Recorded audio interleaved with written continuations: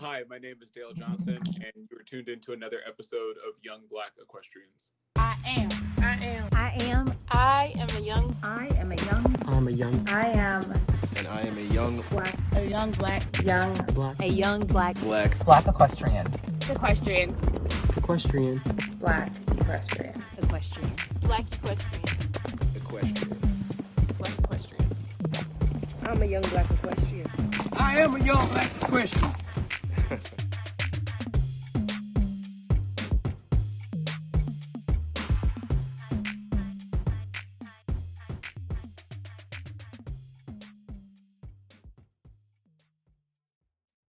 Hey, everybody, and welcome back to another episode of Young Black Equestrians with your hosts, Abriana Johnson And Caitlin Gooch.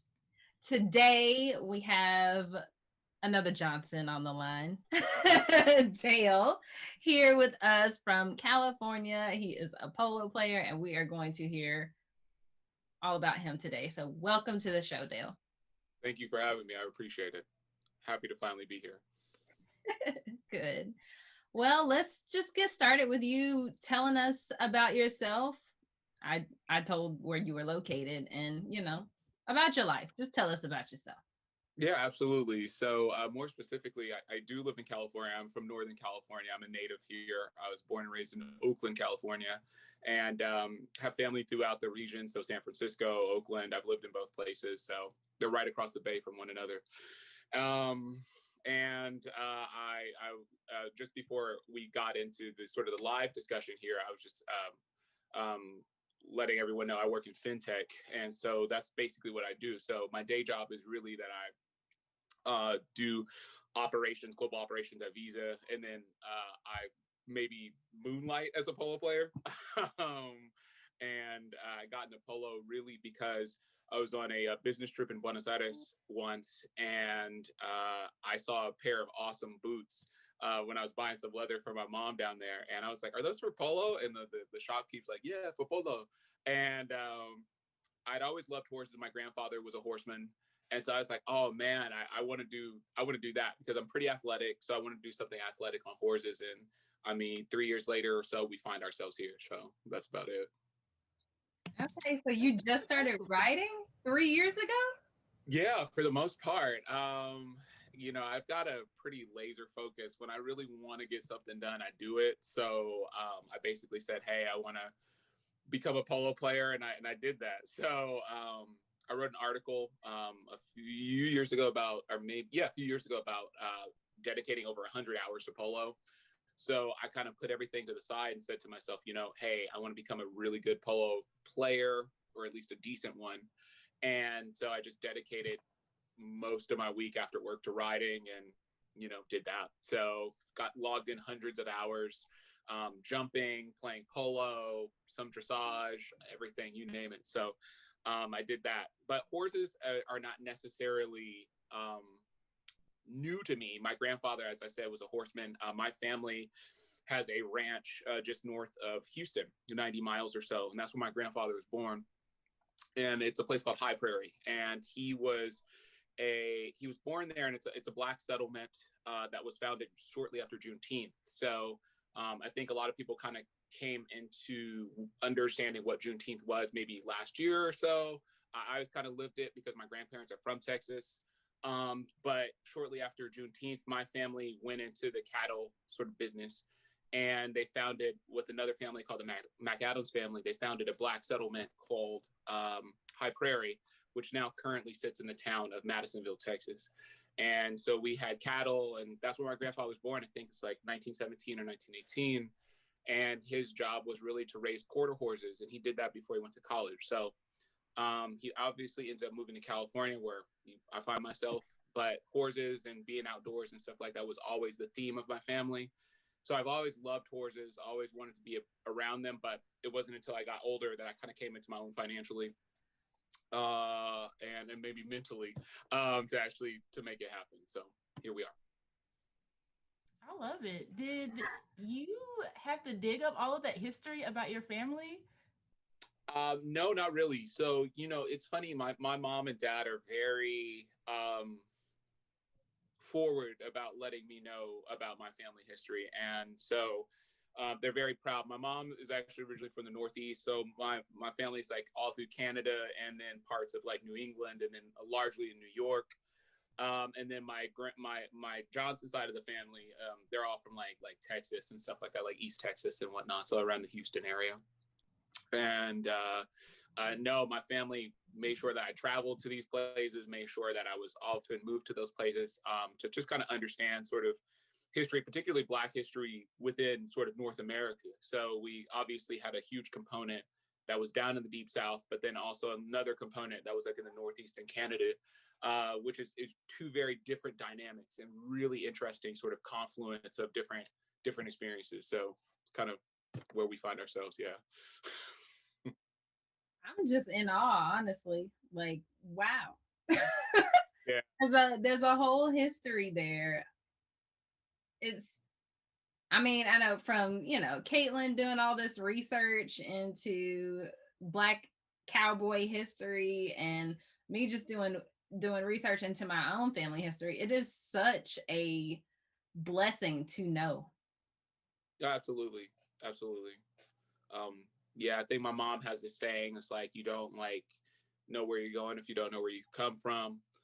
And so just a lot of things. So I've spent a lot of time both, and I spent a ton of time with my family in the Northeast, some time with my family in the South, and both just really cool, amazing stories, and really tie in with just sort of the history of this country, the history of Black people. And so, yeah, no, it's inspiring. So I really enjoy it. I would love to hear about the work you've done too. So much. We're not going to talk about it on this episode because this is Right, about this you. is about you. All right, that's good. All right. Yeah. We would have like 5 episodes if we just talked about. We're just gonna have a whole segment with Dale. Is fine. So we'll just go on to our next question. What is one of the biggest challenges you've faced with horses, and what did you learn from it? Oh man. Yeah, the biggest challenges with horses is just like in polo is just finding a good trained polo pony, right? So finding a polo pony that works for you, finding a horse that you can kind of grow with. And I think that was one of the biggest challenges, because there's a lot of people in your ear telling you, that this horse would be great for you and that horse would be great. And I mean, ultimately it's up to, the rider and the player to decide, what works, right? So I think that was like one of the biggest challenges. I've been sort of practicing on my current horse, Sunny, who I feature a lot in my social media. And then of course I play for a club. And so they have an amazing string of horses too. And some of those horses were offered up to me. So, I mean, it came down to deciding whether or not I wanted to continue riding with Sunny and growing with Sunny, or would I go with one of these other horses? And so there was a lot of different inputs about where I could go as a player, what it is that I could possibly do.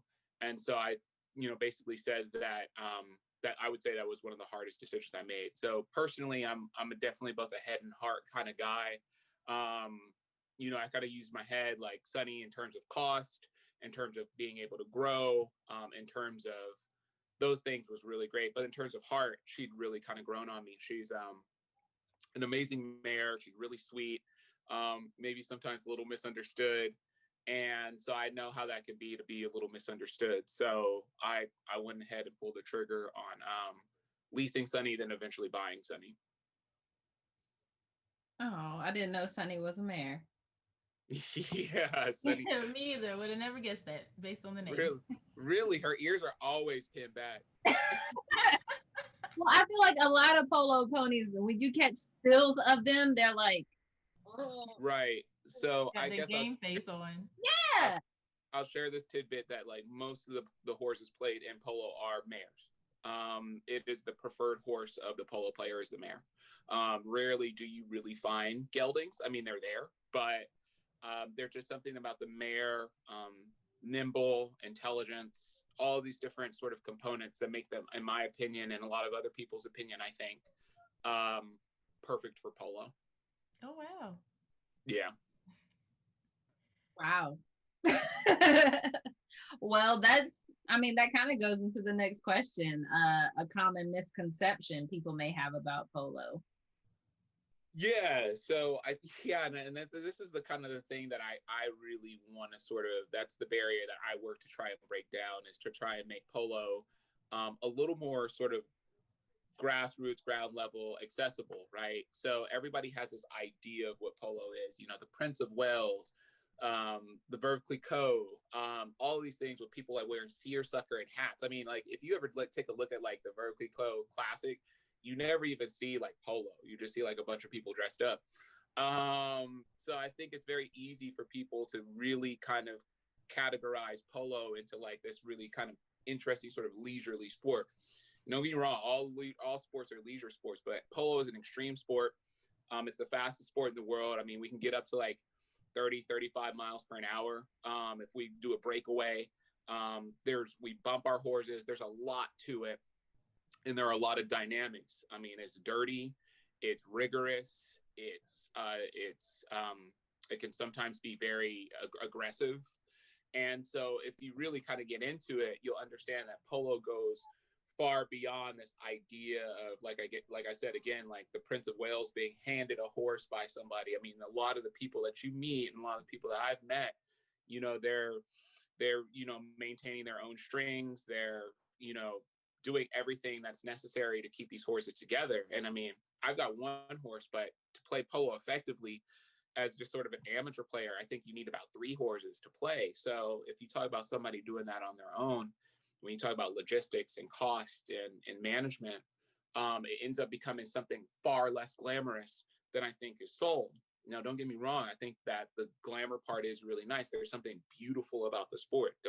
There's a lot of finesse, like when we hit the ball or how we ride, there's a lot of finesse into it. So, but behind all of that finesse, there are hours of work that goes into it. I would say that 90% of my time with my horse is not on the field, but off the field, training and, making sure she's right and all of those different things so that we can literally play 15 minutes every weekend. Because I mean, like I'll travel an hour down to our polo field, our main polo field where I play. And when you have a polo pony, you can only play them in two chukkers, which is a round of polo, which is 7 minutes, 30 seconds. And I play for 15 minutes. But the whole week before that weekend, I'm like cleaning tack, riding her, practicing, sticking and balling, which is what we call like practice. It's almost like shooting free throws. It's basically just going out with a mallet and a ball and just hitting around on a field. I'd say 90% of that work is not even on the field. And then that 15 minutes where people see us play, or if I get another horse, maybe up to an hour or so, that's it. Like, so it's, there's a lot of work that goes into it that's unseen. So I definitely want to change that perception that the horse has to be strong, the athlete has to be really strong, and that connection really has to be there. Wow. This seems more extreme than I thought in my head. Yeah, no, for sure. I mean, a lot of the champagne and, like I said, the straw hats and the seersucker suits can get people kind of twisted. So it's definitely not necessarily all that it seems. So. Right. What does conditioning look like for a polo pony? We ride every day. There are different like things that I try to work on with her. Basically, stamina is huge. The polo field, I think, is like a regulation one is about 1,000 feet long. So I mean, we're doing runs. Sometimes you can run coast to coast. Sometimes you can, like I said, we're bumping into horses and things like that. So we're swinging mallets around the horse's head. So getting them conditioned for all of these different components, things that would normally spook a horse, can't really spook a polo pony. So running up against another horse maybe, reeling back or bucking, or, somebody swinging a mallet, or being hit in the head with a mallet or something like that, or being popped in the butt with a ball. Like all of these things, I mean, these horses have to be almost like sort of unflappable. And so training her and making sure that she's conditioned for those things is one of the components of our training sort of schedule. Another thing is just kind of like trotting, making sure she's strong, making sure she has the stamina to go about it. And the same for the player. I mean, I'm always kind of trying to make sure that like I have the stamina to play the game because 7 minutes 30 seconds. We're like cantering the entire game. We're posting at the canter. That's like the huge thing that you see in polo. That's because we're like that's to help us like maintain our energy.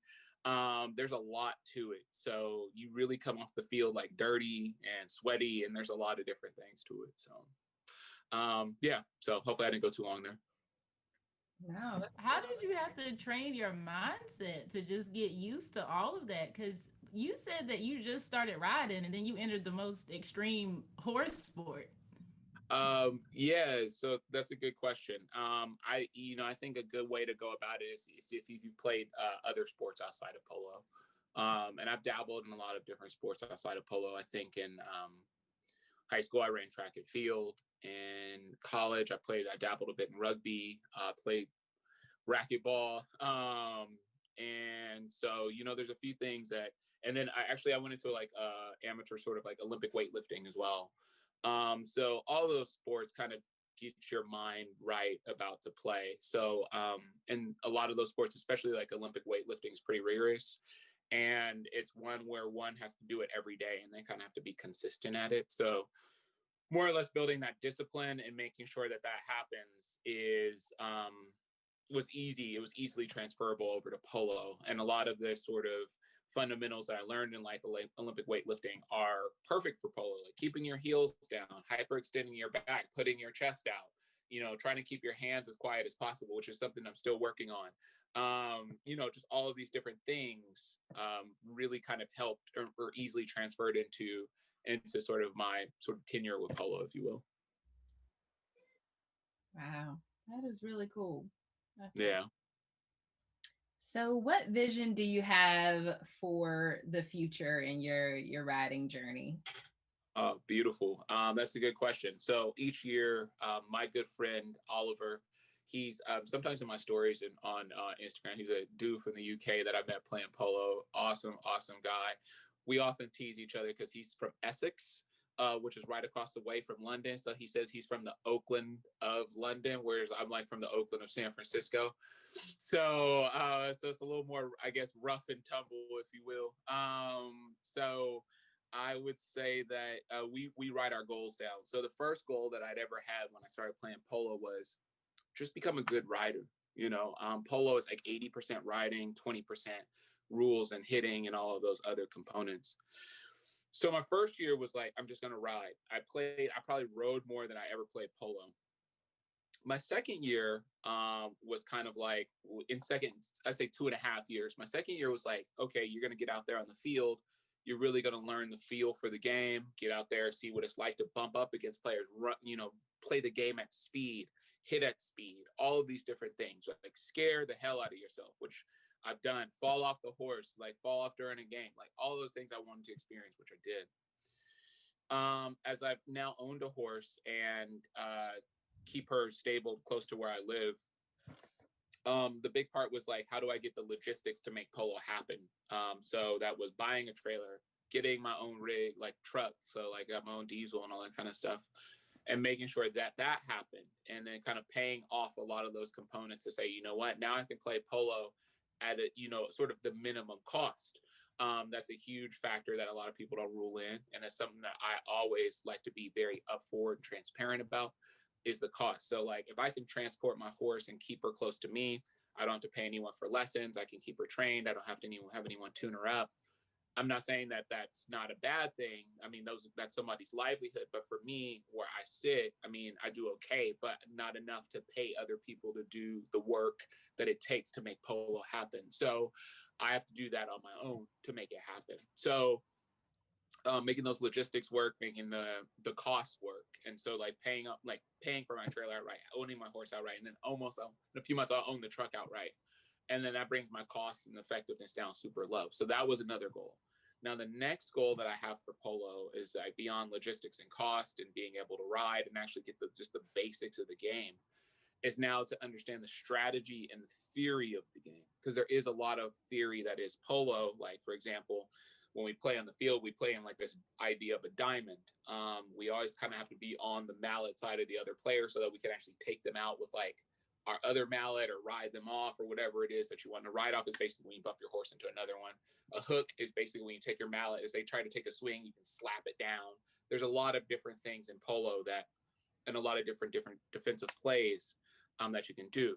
Do I dribble the ball and take it with me, or do I back the ball to another player? So there's a lot of theory into polo, because it is a team sport where I play with 3 other players. That now goes into understanding how we can actually win and achieve certain goals. And so that's kind of what I'm focused on this year, is theory and strategy of the game. Now that I have all of those other fundamentals, that I can play the game effectively and regularly.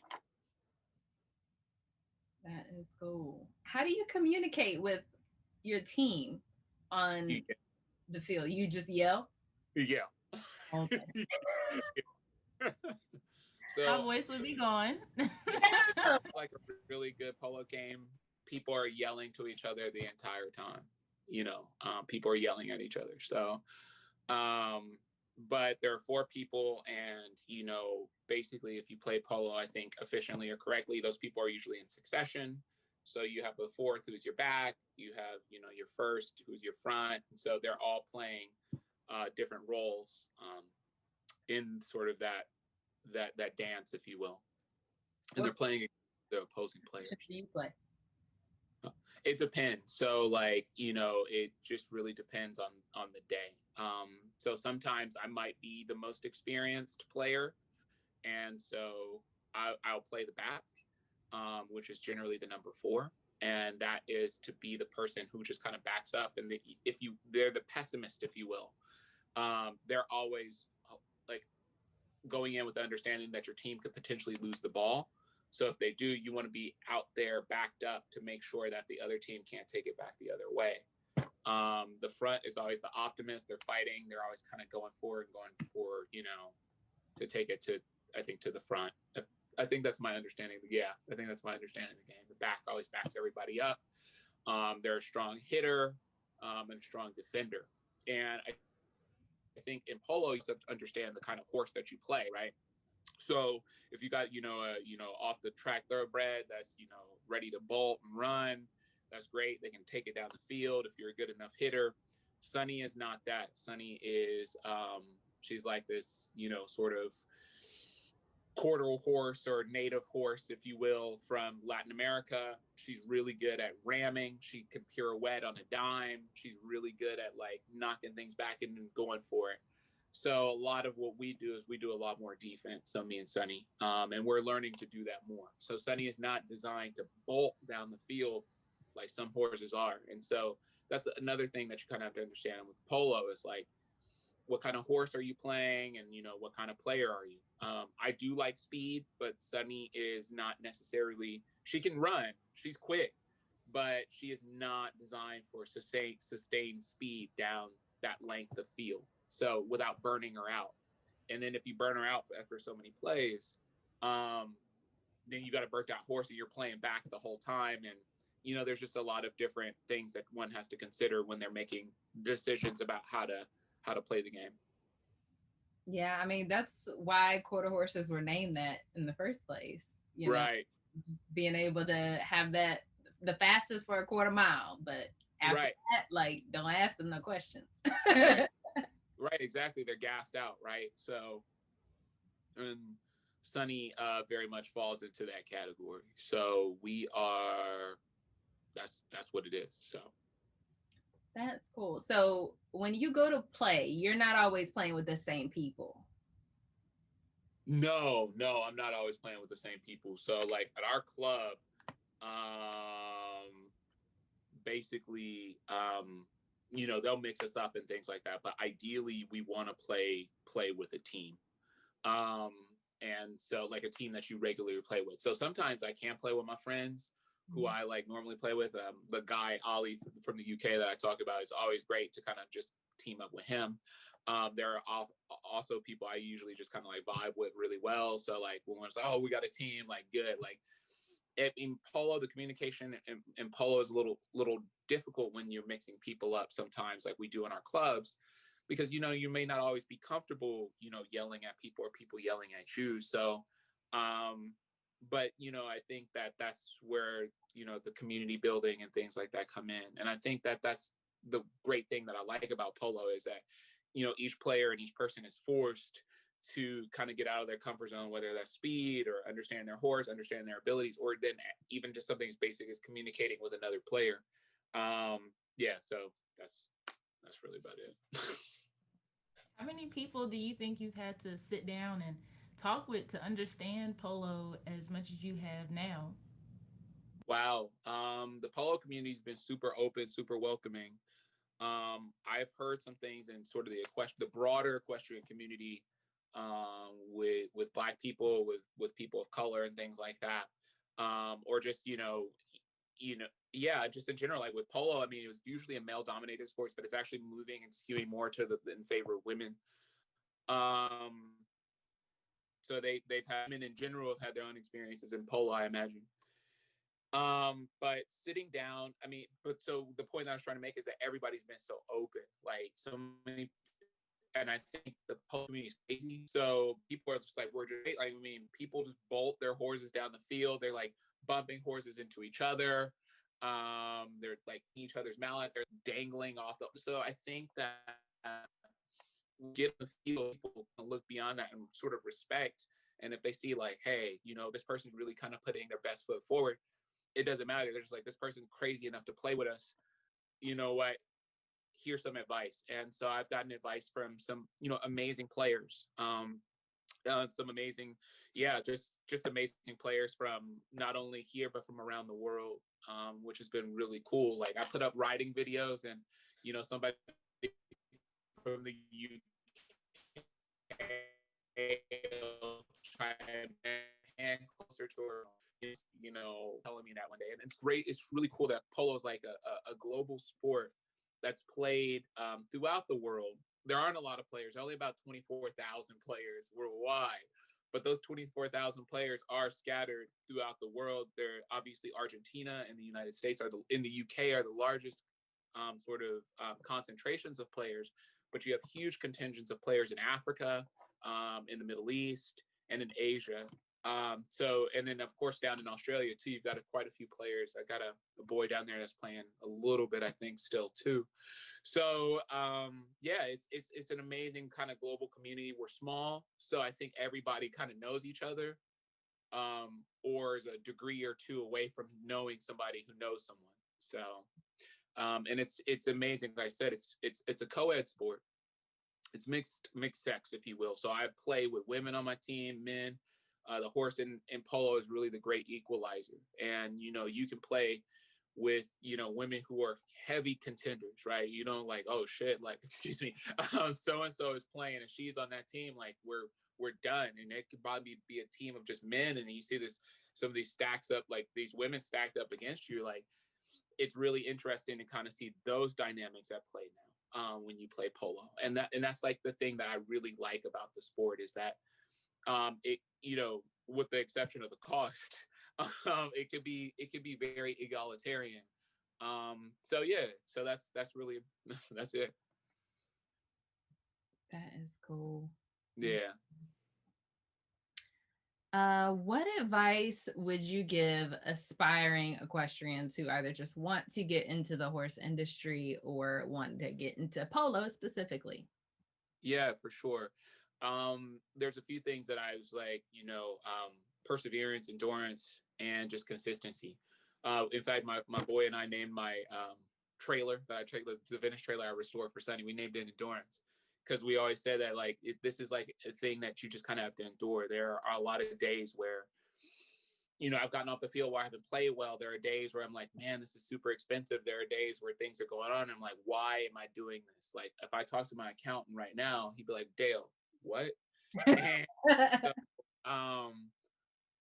so, it, I think it's just like that endurance and doing something that you want. Like, I think I have this idea, so where your focus goes, your energy flows. So basically just kind of persevere and kind of keep that consistency, if you will. And I think that your energy will kind of just sort of manifest those things to kind of more or less happen. So being consistent and enduring the things, the little things. I mean, sometimes we have to check our egos at the door. We used to say at the gym all the time, like, check your ego. Sometimes people will correct you, but it doesn't always mean that they're talking to you. They're talking about something that you're doing. And then if you don't necessarily feel as if you're a place that you're welcome, you got to sometimes make yourself welcome. I mean, somebody, I think I did an interview not long ago. It was either with NPR or somebody else, but they're asking me like, how does it feel to kind of go into some of these spaces? And I said, well, nobody's challenging me in these spaces. No one's telling me that I can not be there. But sometimes that idea of imposter syndrome, that idea of you're playing with people who've played polo for generations, the money, sort of that generational wealth, and just those differences and stark differences that we see in the United States between, and I'm just going to bring this in, like ethnicity and ancestry. Like, I'm a Black man. I did not have necessarily the same resources and things like that. And I think most people know that. But I think that it's very easy for, people who don't fit that paradigm to get down on themselves and ask themselves why they should be there.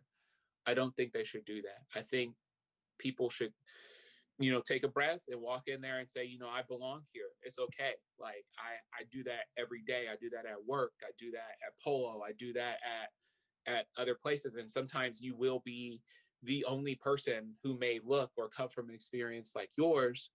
And that's mine. I mean, I was born and raised here in East Oakland. There aren't a lot of like East Oakland polo players. I can tell you, it might just be one.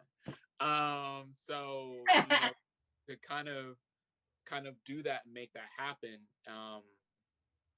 you just kind of have to kind of have the wherewithal and sometimes say, yeah, I might be the only one, but it doesn't mean that I'll be the last. And so, you just kind of have to go out there and kind of make yourself known. And like I said, I like to represent the sport, myself and my family and, my community, Oakland and whatnot, with like the utmost integrity, and kind of shows kind of like, what we're made of. Right. So I think that's always like a big thing. So that's what I try to do and try to make that transcend in everything that I do, whether it's like work or polo or anything like that. So that's what I tell aspiring player, and just try and find ways to ride. I've found all sorts of ways to ride to bring my average effective cost down as much as possible, and just to make that happen. Yeah. And there are ways to do it. There are people who will want you to train their horses. Just kind of exercise their horses. But you kind of like have to ask. And like my mom always says, a closed mouth don't get fed. Right. So I often, I've asked a lot, and I've talked a lot to people who've had more resources to me about, what my goals are. And that's opened up some doors for me, definitely. So, and that's okay, because I'm like old as hell, right? So, to even like do that is, even like an old person is just like, but people will help you do that. Now you need to tell us how old you are. I started playing polo at 32. I literally just turned I just turned 35. So. Okay, you're not that. That's not old. Yeah. Not that old. But shout out to you being that example and showing people that your life isn't over after 30. Like if you want to wake up and say, I'm gonna chase after this dream that I've always had, you can absolutely do it. Yeah, definitely. You don't really start making decent money if you kind of stay with it, you don't make decent money till sometime after 30. So most can't do nothing until they like post 30. So they might as well just like reset expectations and say like, you know what, I'm gonna do this at like 33. I was basically yes. I was destitute in my early 20s. So I just like people, I'm gonna do this if like, no, you're not. Most likely. I did stats, and I'm looking at the bell curve, and you fall right in that 65%. You're not going to do that. So maybe the expectations, push them just a little bit forward. It's okay. Okay, right? It's okay. Yes, it is okay. Yeah, it's okay. I've never really assigned myself to, at 40 I'm gonna do this and I'm gonna do that and that. But yeah, so yeah, that's it. I love that. I love that. I think we've come across there's like two different kinds of people. There's like the young people who are like oh, I want to start writing like right now. Oh my gosh, I'm looking for sponsorships. I'm trying to find bars, things like that. And then there's Yeah, another subset of people that are like, I didn't start writing till later on in my life, and I just don't know of people to connect with. So like when right, people interact with us, we kind of have two different kinds of people. Um, right. so I'm, thankful that we have someone that can attest to having success being that second kind of person, later in life, not giving up and still trying to find community around something that you have become passionate about. So Exactly. And I mean, the thing about it is like, as people need to understand, some of these like equestrian sports goes like in polo, like some of the older or some of the best players are in their 40s and 50s. And I mean, it's like when you think about like golfers and stuff like that, like Tiger Woods and stuff, although he did really well, I think he hit some of his best, like kind of later in life and things like that, where, your mind is a little bit more focused. And I find myself like, I wouldn't even be able to do this in my 20s. My mind was all over the place. I mean, there was just a lot of things going on for a guy in their 20s. Just no. So I was trying not to laugh. I'm sorry. I know, I'm like suppressing it. yeah. That's probably part of the reason why mares are better for polo.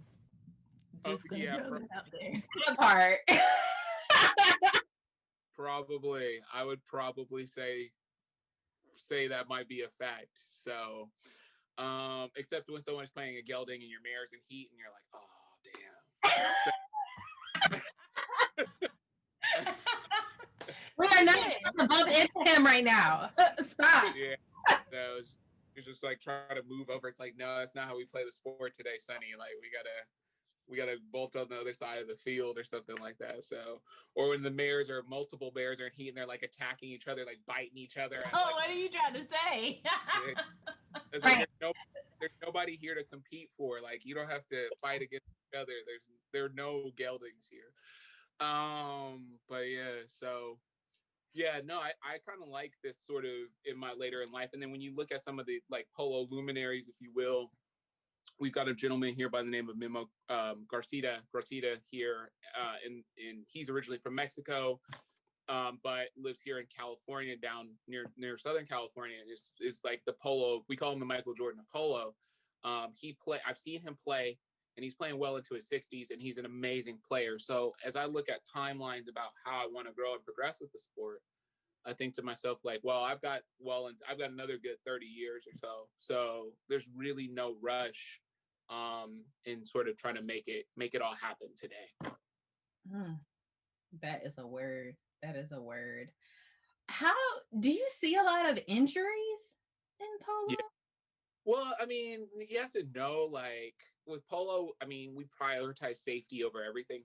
Obviously, safety of the animal first, and then safety of the humans as well. A lot of times I've seen falls from people not necessarily following the rules, people doing something like dangerous riding, which they'll throw flags for. I've seen people like fall because of maybe not so great equitation.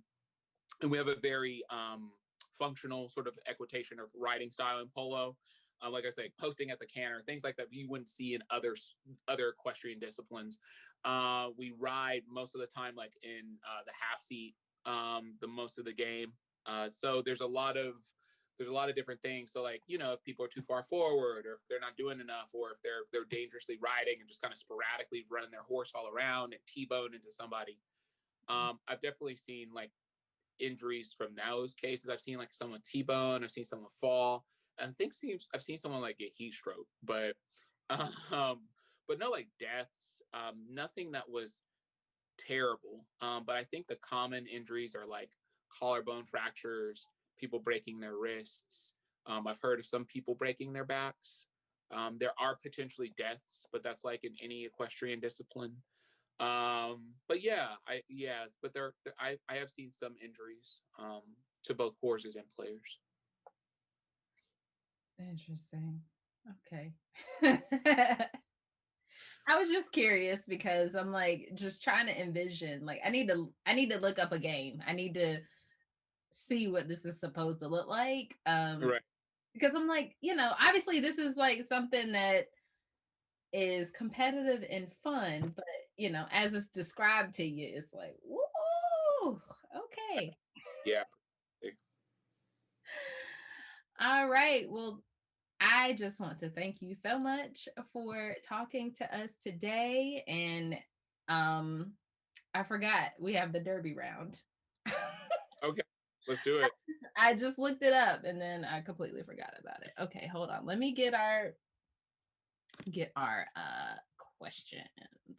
Yeah, let's do it. What the heck? Where'd they go? Oh, they're right here. Hold on. All right. So this is the Derby round. I'll give you a drum roll. Okay. All right. So you just answer either or, and then we have a couple questions at the end. But first thing that comes to your mind is the answer. All right. English or Western? English. Solids or spots? Solids. Bays or grays? Bays. Brown tack or black tack? Black tack. A sponge or a curry brush? Oh, curry brush. Shod or barefoot? Shod. Bumper pull or gooseneck? Oh, a bumper pull. We don't have many people that say that. I drive a bumper pull, so like, you know. That is what I said. Okay. Rope halter or nylon halter? Ooh, nylon halter. Wood fence or electric fence? Can I say both? I mean, if you need to, that's fine. All right. I do like wood fence. I do have a design aesthetic that I appreciate about the wood. So let's go with wood. Okay. What is your favorite piece of barn equipment? Oh shit. Sorry. Okay. It's okay. We grown. Okay. All right. What's my favorite piece of barn equipment? A rake. See that you cannot live without that. Like, Sure who's can. gonna pick up that manure with your bare hands? No. Right. And a shovel, you would just waste all the shavings. Right. Exactly. Favorite piece of tack? My saddle. When was the last time you fell off? Be Maybe honest. 2 weeks ago or something like that. Oh, okay. Well, good. I'm glad you're healthy. If money was no object, what is one horse-related purchase you would make? Ranch. Good. I don't know who has said something. Oh no, Michael Lynch said he would get like a stud fee, but everyone else wants a ranch. Yeah. Stud semen is like expensive. Yeah, it's almost as much as a freaking ranch. Okay. Yeah, or just buy another horse. Like, You know, these people in their breed lines, their bloodline. there's plenty around. I don't need to stud, so I can just go get another one. Right. I feel you. I feel you. Well, that was it. Thank you so much again for spending time with us. And Thank you for having Caitlin, do you have anything else? I just want to say thank you and make sure you shout out your socials so people know where to follow you. Oh yeah, no, absolutely. So I'm from the San Francisco Bay Area. I used to live in San Francisco proper. So my handle is SF, like San Francisco exceptionalism. And that's it at Gmail. I was like, well, not Gmail, shit. At Instagram. Sorry. Don't be sending him no emails, y'all. Just follow the Instagram. Right. That's not his email. That's not even my email. So yeah, Oh. you get a bounce back with a negatory. So. You can be like, could not find email address. Right. Yeah. Hey, we tried. All right. Well, thank you so much again. And your episode will go live on Friday. Oh, I love it. So that means, there's two things. The NPR stuff is going live on Friday too. So I have two things to look forward to. Lord have mercy. We got to compete with NPR. Seriously. He said, yeah. You better tell them to put this link in the article. Yeah. This episode going live on Thursday.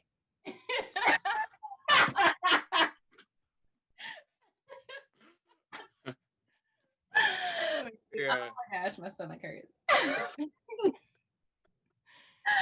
All right. This was a lot of fun. My face hurts as always. Pleasure. Thank you both so much. I appreciate it. Thank you.